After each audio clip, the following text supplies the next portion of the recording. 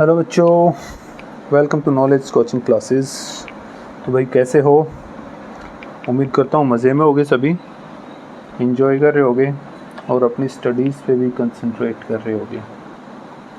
तो भाई आज हम करने जा रहे हैं क्लास 9th चैप्टर 6 जिसका नाम है लाइंस एंड एंगल्स।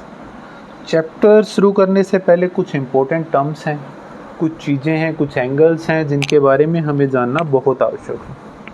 ठीक है, तो सबसे पहले उसका इंट्रोडक्शन करते हैं यार कि इस चैप्टर में क्या आएगा, क्या क्या ये करना है, कौन सी चीज़ कैसे है, कौन सी थ्योरम है, कैसे कौन सी थ्योरम का यूज़ करना है, उन सब चीज़ों के बारे में जानेंगे इस वीडियो में। तो बहुत ही इम्पोर्टेंट वीडियो है, पूरे चैप्टर का निचोड़ है भाई ये। ठीक है, कहाँ पे कौन सी टर्म कैसे यूज़ होगी वो यहाँ पे आपको पता चल जाएगा। तो पूरी वीडियो को ध्यान से देखना, आखिरी तक देखना। तो शुरू करते हैं भाई। सबसे पहली चीज़ होती है भाई collinear point.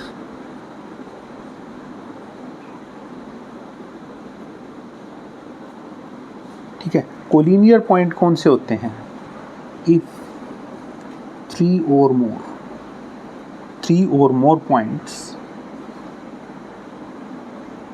Lies on same line. ये डेफिनेशन याद रखो यार। एक लाइन खींच दी मैंने ए बी और मैंने यहाँ पे पी कह दिया, ये हो गया क्यू, हो गया आर, हो गया, ये सभी कोलिनियर पॉइंट हैं। क्लियर होगी बात? दिमाग में फिक्स कर लिया, 3 या 3 से अधिक पॉइंट्स जो एक लाइन के ऊपर लाई करते हैं वो कोलिनियर पॉइंट होंगे। अगर मैं यहाँ पे एक पॉइंट ले लूँ एस, तो ये नॉन कोलिनियर पॉइंट है यार, ये लाइन पे लाइन नहीं कर रहा है। क्लियर है? ओके जी। सेकंड चीज़ के बारे में जानेंगे भाई, एंगल। ठीक है, हमने ये बना दिया, ये हमारा एंगल है। मैं इसको कहूँ पी क्यू आर, मैंने नेम दे दिया। ठीक है, तो ये एंगल है भाई। व्हेन टू रेज, जब दो रे क्या करें भाई,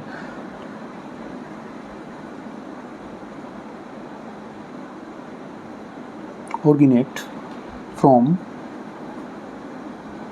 सेम एंड। ये दो रे हैं, ठीक है, एक ही किनारे से निकल कर जब जाती हैं तब जो एंगल बनता है वो हमारा जो बनता है, जो ये वाला, ये हमारा एंगल कहलाता है। ठीक है, तो भाई ये वाले और ये इसकी कहलाएंगी आर्म। क्या कहलाएंगी?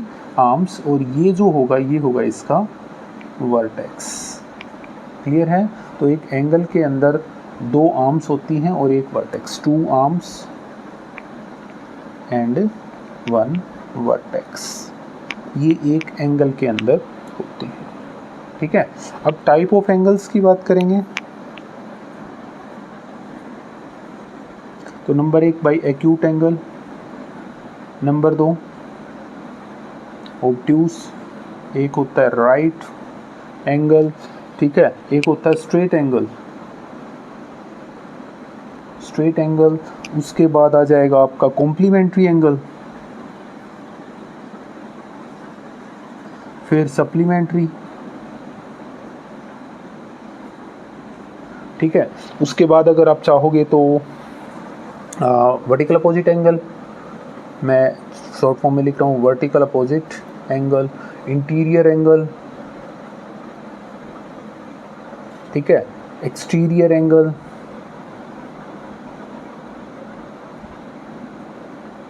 Adjacent angle, linear pair of angle. ठीक है, तो इन सभी टर्म्स के बारे में एक बार अभी और पढ़ेंगे भाई। एक बार इसको नोट करो जल्दी सी, काफ़ी कुछ मिलेगा यार इस चैप्टर में, बहुत कुछ है। Reflex angle,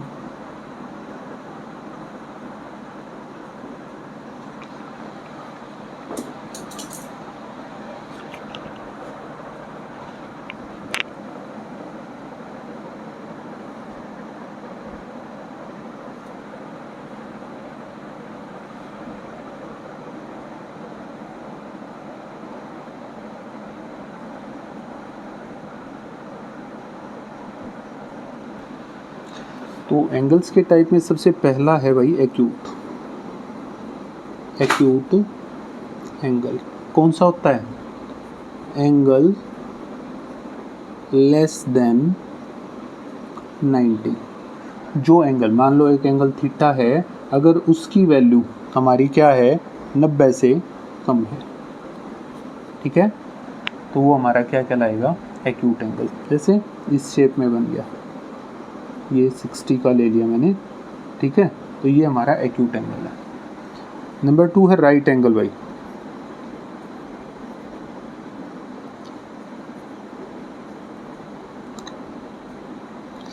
right angle, angle exactly equal to 90। जो एंगल 90 डिग्री का हो, ठीक है, बिल्कुल ऐसे स्ट्रेट सा बनेगा, ये बॉक्स बन जाएगा भाई आपका 90 डिग्री का। क्लियर है? ओके। नंबर 3 कर लेते हैं obtuse angle.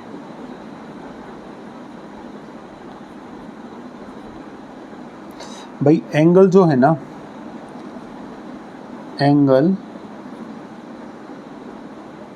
Greater than 90 degree and less than, and नहीं बट कर लो यार, बट लेस देन 180। ठीक है, कि भाई जो 90 से तो आपका बड़ा होना चाहिए और 180 के बीच में। मतलब कि अगर हम बात करेंगे कि एक स्ट्रेट लाइन है, तो ये इस टाइप का एंगल जो बना वो हमारा, जैसे ये हमारा 120 का बन गया, ये हमारा कैसा है? ऑब्ट्यूस एंगल है। ठीक है, आ रहा है समझ में? ओके जी, ठीक है। उसके बाद नंबर 4 करते हैं स्ट्रेट एंगल। यार ये तो नाम से ही पता चल रहा है, स्ट्रेट एंगल कौन सा है? Angle equal to 180 degree. ये स्ट्रेट, ये वाला स्ट्रेट एंगल होता है। ठीक है, ठीक है भाई, ओके जी। नंबर 5 पे करते हैं रिफ्लेक्स एंगल।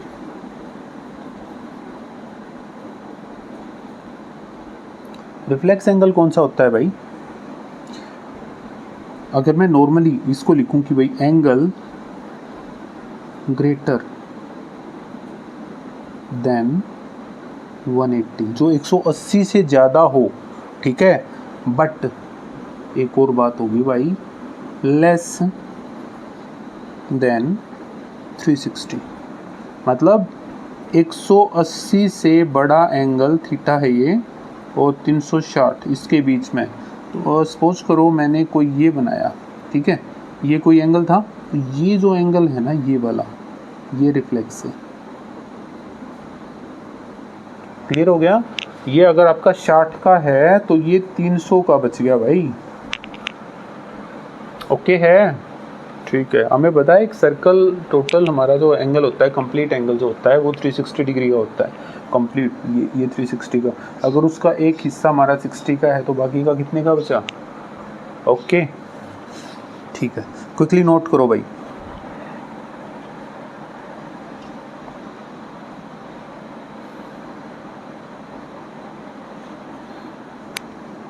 एक और लिख लेते हैं complementary angle.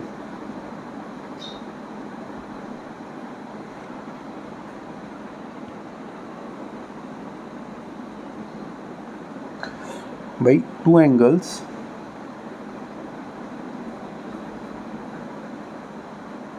whose sum is 90। दो एंगलों का जोड़, जब मान लो एक एंगल ए है एक एंगल बी है, उनका जोड़ अगर अपना 90 आ गया, मतलब यार एक 60 का हो गया प्लस 30 का हो गया 90, तो 60 और 30 हमारे कॉम्प्लीमेंट्री एंगल कहलाएंगे।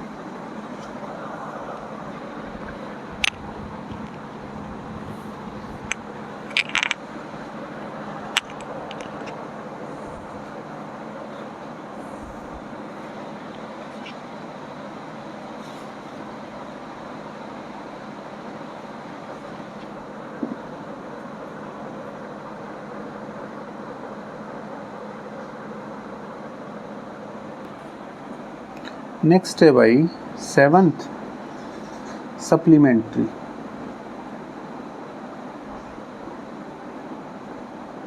एंगल, अब इसमें क्या होगा, इसमें two angles whose some is 180। जब दो एंगल्स का जोड़ 180 हो जाएगा, मतलब A plus B, angle A plus angle B is equal to 180 हो गया भाई। एक 110 प्लस 70 180 का हो गया, तो 70 और 110 ये हमारे सप्लीमेंट्री एंगल्स कहलाएंगे। ठीक है, ओके। आठवां कर रहे हैं भाई, एडजेसेंट एंगल।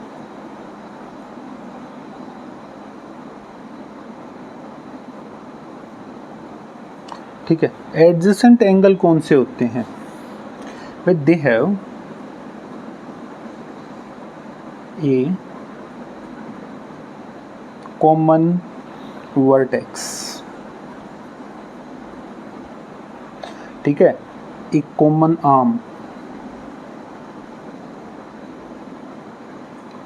कॉमन वर्टेक्स है और कॉमन आर्म्स होती है। जिसके अंदर एक कॉमन वर्टेक्स है, एक कॉमन आर्म होती है, वो हमारा क्या कहलाएगा? Adjacent angle. जैसे जैसे मैंने ये बनाया है यार, ठीक है। तो अब मैं अगर इसको नाम दूं ए, ये बी, सी और डी। अब यहाँ पे ये जो बी वर्टेक्स है ना, वो दोनों में कॉमन है, और ये जो आर्म है, बी डी आर्म है, वो हमारी कॉमन आर्म हो गई। ठीक है, तो एंगल ये हमारे कैसे हो गए भाई? ये हमारे हो गए, जैसे अगर मैं नाम कहूँ कि angle A B D and angle C B D, ये और ये हमारे कैसे हो गए भाई? दोनों के दोनों एडजेसेंट एंगल्स कहलाएंगे।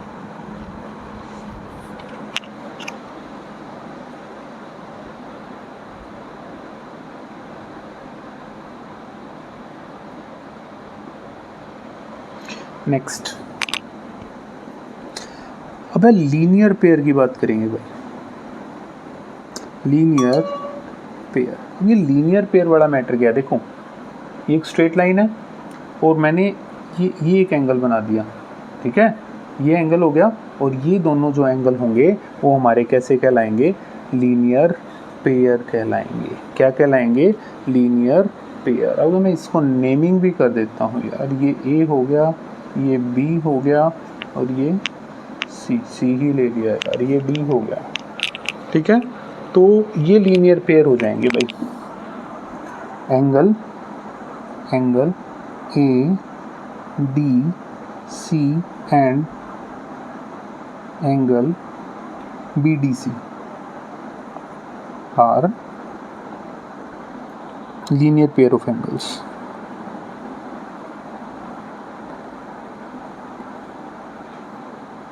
ठीक है, अब यहाँ पे एक बात और बता देता हूँ, sum of linear pair of angles is equal to 180। याद रखो भाई लीनियर पेयर्स वाले एंगल्स का, क्योंकि यार स्ट्रेट लाइन के ऊपर बन रहे हैं, और स्ट्रेट लाइन कितने की होती है? 180 की होती है ना। तो लीनियर पेयर ऑफ एंगल्स का सम कितना होता है? 180 होता है। ठीक है, 10th, vertically opposite angle.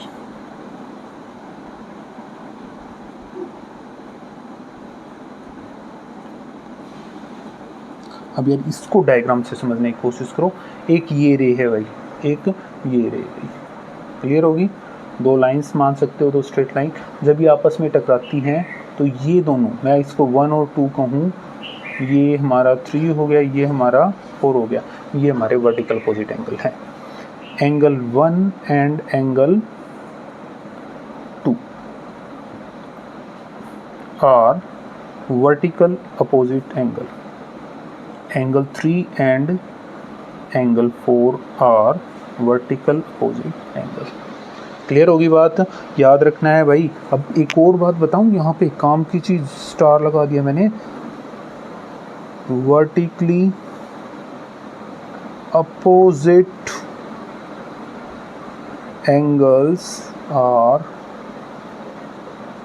Always equal बोले तो angle 1 is equal to angle 2 आएगा और angle 3 is equal to angle 4। ये दिमाग में फिक्स रखो यार, वर्टिकल अपोजिट एंगल्स होंगे ना वो हमेशा हमेशा हमेशा इक्वल आएंगे यार, हर बार।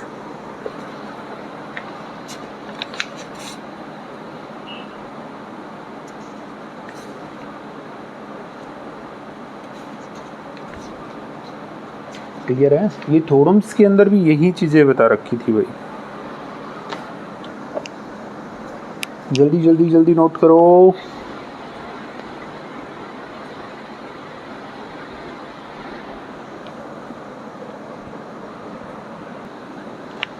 तो 11वीं टर्म करेंगे भाई ट्रांसवर्सल। ट्रांसवर्सल क्या होता है ध्यान दे लेना भाई, डायग्राम भी बनाऊंगा और इसके बारे में भी लिखूंगा। ए लाइन विच इंटरसेक्ट, क्या इंटरसेक्ट टू और more lines at distinct points, वो हमारी क्या कहलाएगी ट्रांसवर्सल। तो सपोज करो एक ये लाइन आ रही है, एक ये लाइन आ रही है, ये मैं एल कहूँ, ये मैं एम लाइन कहूँ और ये मैं कह दूँ पी क्यू। ठीक है, तो ये हमारा ट्रांसवर्सल है, ये है हमारा ट्रांसवर्सल, ये वाला।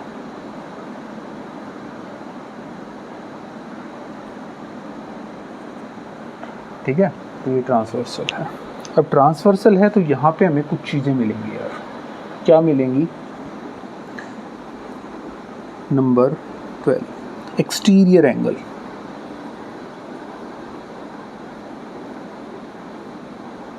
अब एक्सटीरियर एंगल मैं अगर नेमिंग कर लूँ भाई, अगर ये 1 कहें, ये 2 कहें, ये वाला 3 हो गया, ये 4 हो गया, इधर 5 6 7 8, तो एंगल जो बाहर एक्सटीरियर बोले तो बाहर वाला यार, बाहर बाहर। ठीक है, जो बाहर बाहर तो ये दिख रहे हैं ना भाई, एंगल 1, एंगल 2, एंगल 7 और एंगल 8, ये हमारे कैसे हैं एक्सटीरियर एंगल हैं। ठीक है, 13 में कर दूं इंटीरियर एंगल।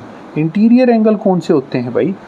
अब इंटीरियर बोले तो अंदर भाई, जो भीतर के रह गए 3 4 5 6, एंगल 3, एंगल 4, एंगल 5, एंगल 6, ये हमारे कैसे हैं इंटीरियर एंगल्स हैं। क्लियर होगी बात? आ गया समझ में? ओके जी। अभी यहीं पे एक और चीज़ करें, 14 पे कोरस्पॉन्डिंग एंगल।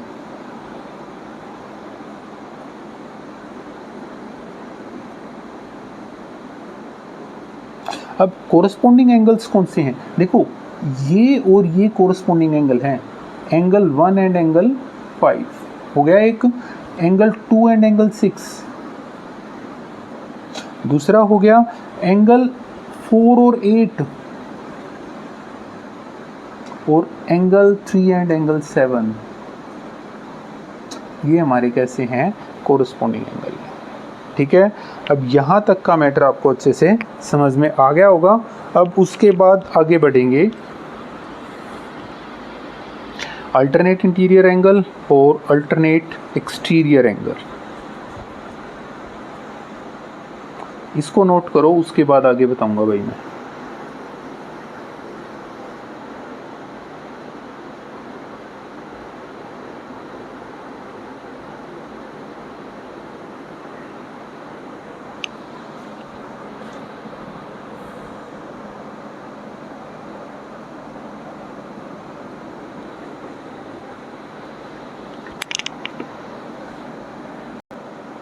या यहीं पे कर लेते हैं यार,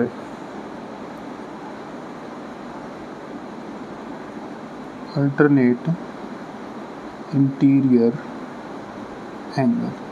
तो ये वाला और ये वाला, एंगल 4 एंड एंगल 6 और दूसरा 3 एंड 5, एंगल 3 एंड एंगल 5, ये हमारे कैसे हैं अल्टरनेट इंटीरियर एंगल। ठीक है, अल्टरनेट एक्सटीरियर एंगल,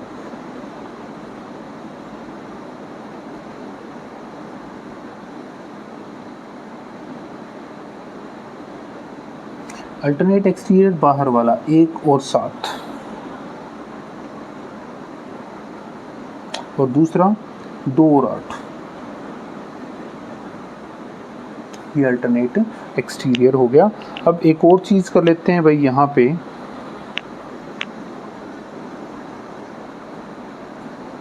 कि इंटीरियर एंगल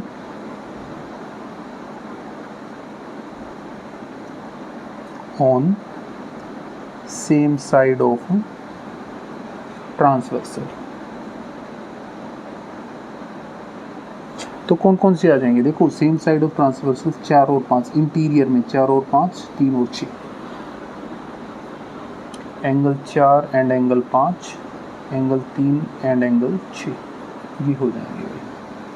क्लियर है? तो ये छोटी छोटी चीज़ें हैं जिनको याद रखना है। अब अगर लाइंस पैरेलल हों तब क्या होगा, उसके बारे में और जान लेते हैं भाई।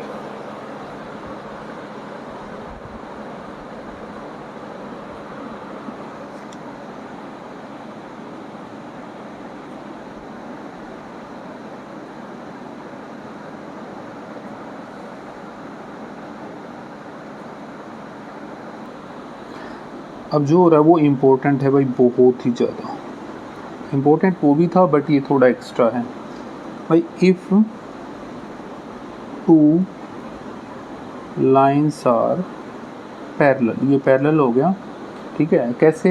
ये 2 लाइन पैरेलल हैं और ये ट्रांसवर्सल भाई, इसको L और इसको M to L parallel to M, और ये P हमारा कोई ट्रांसवर्सल है, और ये एंगल 1 2 3 4 5 6 7 8, ये मैंने एंगल्स बना दिए। तो यहाँ पे हमें एक चीज़ याद रखनी है कि alternate interior angles are equal.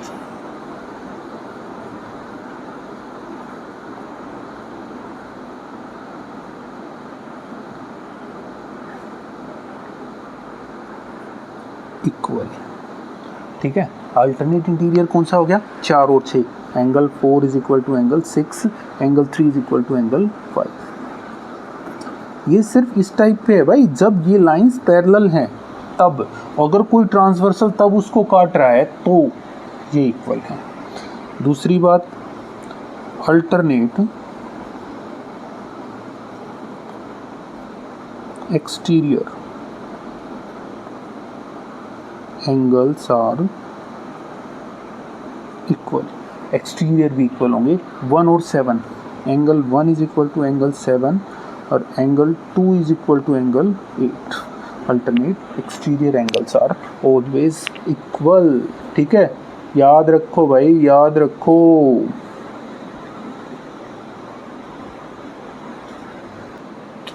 तीसरा,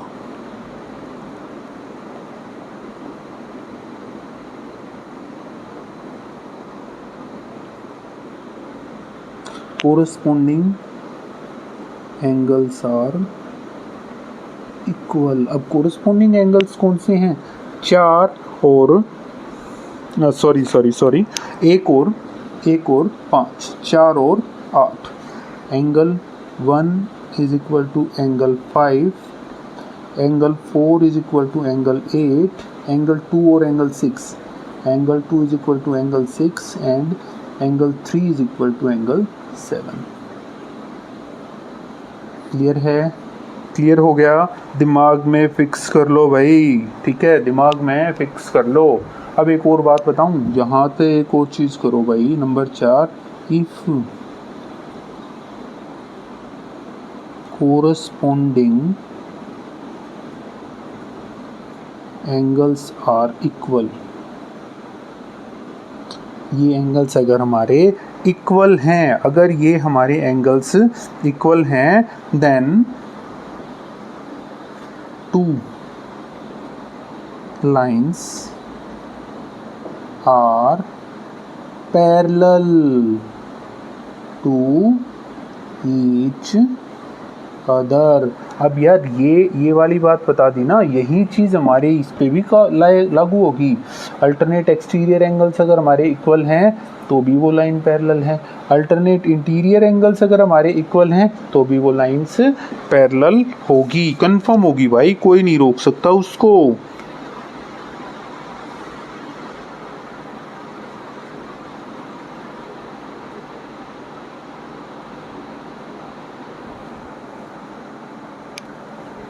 उनको भी लिखेंगे, इसको नोट करो जल्दी।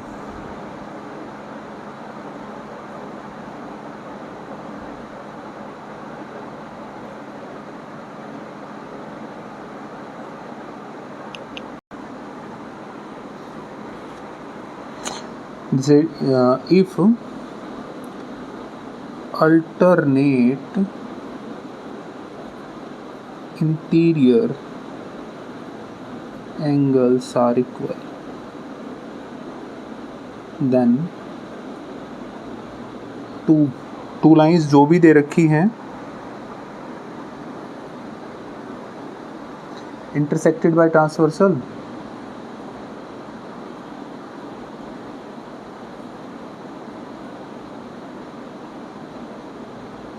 Are equal.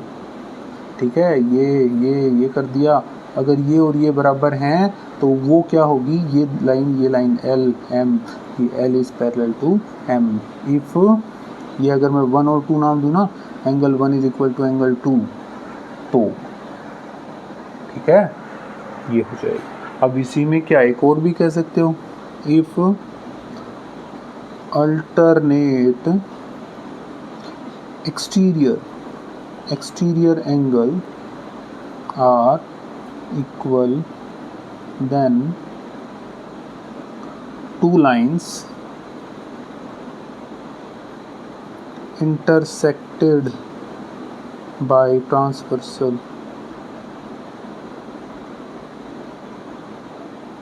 are equal, are parallel, sorry यहाँ पे मैंने इक्वल लिख दिया भाई, पैरेलल है, पैरेलल। ठीक है, सिमिलर बात यहाँ पे भी है। ओके हो गया, ठीक है जी। नेक्स्ट की ओर बढ़ लेते हैं। एक बार इसको जल्दी जल्दी साथ साथ में वीडियो को पॉज करके नोट करते रह करो भाई।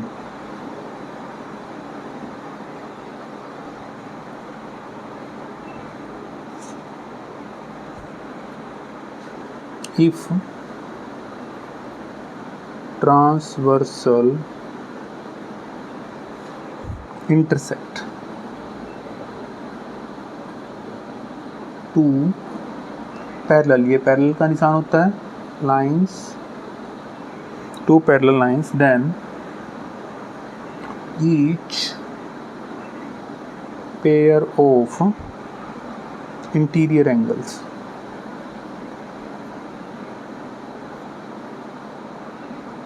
On same side of transversal is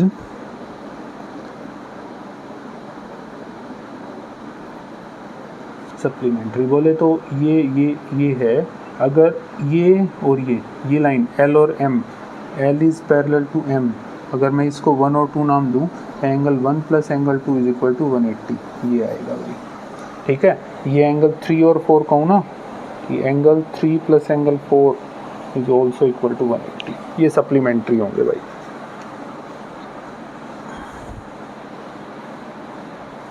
और इसी तरीके से अगर ये दोनों, अगर आप मानो ये दोनों का जोड़ 180 आ जाता है, तो वो लाइन्स एक दूसरे के पैरेलल होंगी। इनको याद रखना है बेटा, बहुत ही इम्पोर्टेंट चीज़ है। एक आखिरी चीज़ और कर लेते हैं, lines which are parallel to the same line